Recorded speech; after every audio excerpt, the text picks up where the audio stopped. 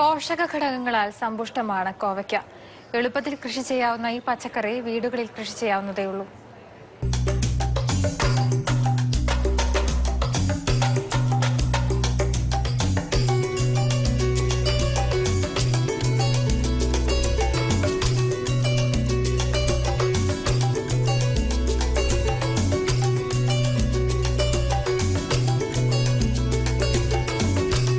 തൊടിയിൽ പടർന്ന് പന്തലിച്ചു കിടക്കുന്ന കോവൽ നാട്ടിൻപുറത്തെ സാധാരണ കാഴ്ചയാണ്.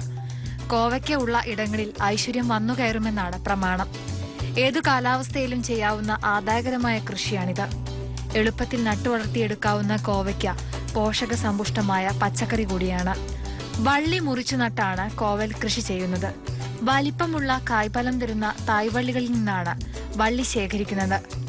4 മുട്ടുകൾ ഏതെങ്കിലുമുള്ള വള്ളിയാണ് നടിയിന് നല്ലത്. കവറിൽ നട്ടുപിടിപ്പിച്ച് പിന്നീട് കുഴിയിലേക്ക് നടാം. ഉണങ്ങിയ കാലിവളം, തരിമണൽ, മേൽമണ്ണ് എന്നിവ സമം കൂട്ടിയിളക്കിയ മണ്ണിലാണ് വള്ളികൾ നടേണ്ടത്. വള്ളിയുടെ 2 മുട്ടുകൾ മണ്ണിൽ പുതയാൻ പാകത്തിൽ വള്ളികൾ നടുക. ഇവ തണലിൽ സൂക്ഷിക്കുക. ആവശ്യത്തിനു മാത്രം നനയ്ക്കുക. 1/2 മീറ്റർ വീതിയും താഴ്ചയുമുള്ള കുഴികളിലാണ് നടേണ്ടത്. വള്ളി പടർന്നു തുടങ്ങിയാൽ പന്തലിട്ട് വള്ളി കയറ്റിവിടാം. മാസത്തിൽ 2 തവണ ചുവട് കിളച്ചിളക്കി ചാണകം, ചാരം, എല്ലുപൊടി ഇവ ഏതെങ്കിലും ചേർത്ത് കൊടുക്കുക. 1 മാസം പ്രായമായ കോവൽ ചെടികളിൽ കായുണ്ടാകാൻ തുടങ്ങും.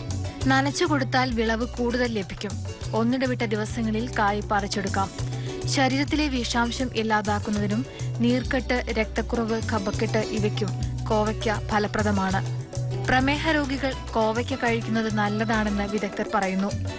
കോവയ്ക്ക രോഗപ്രതിരോധത്തിനും ത്വക്കുരോഗങ്ങൾ, മഞ്ഞപ്പിത്തം തുടങ്ങിയവ ഇല്ലാതാക്കാനും സഹായിക്കുമെന്ന് തെളിയിക്കപ്പെട്ടിട്ടുണ്ട്.